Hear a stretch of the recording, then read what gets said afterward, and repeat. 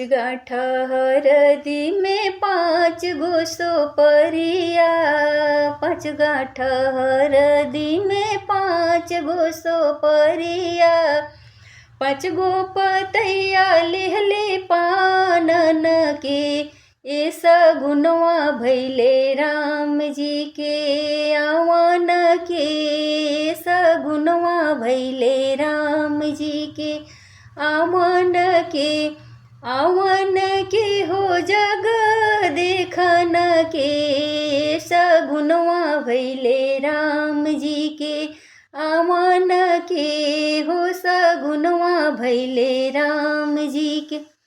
पहिला सगुनवा हम गणेश जी के दिहनी, पहिला सगुनवा हम गणेश जी के दिहनी हो, संगवा मेरी थी सीधी आवन के, सगुनवा भैले राम जी के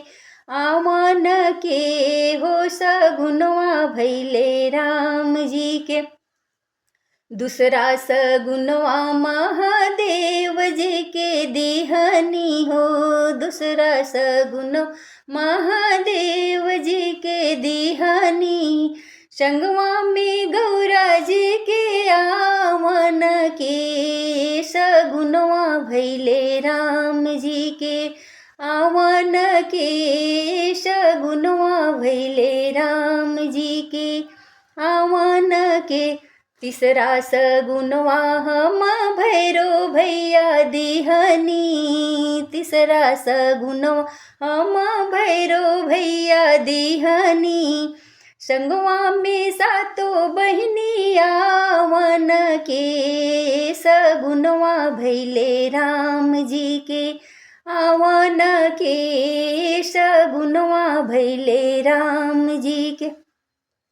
चौथा सगुनवा सब देवता लोग दिहनी, चौथा सगुनवा सब देवता लोग दिहनी, संगवा में सब देवी आवन के, सगुनवा भैले राम जी के आवन के, सगुनवा भैले राम जी के आवन के हो जग देखन के, सगुनवा भैले राम जी के आवन के हो, सगुनवा भैले राम जी के।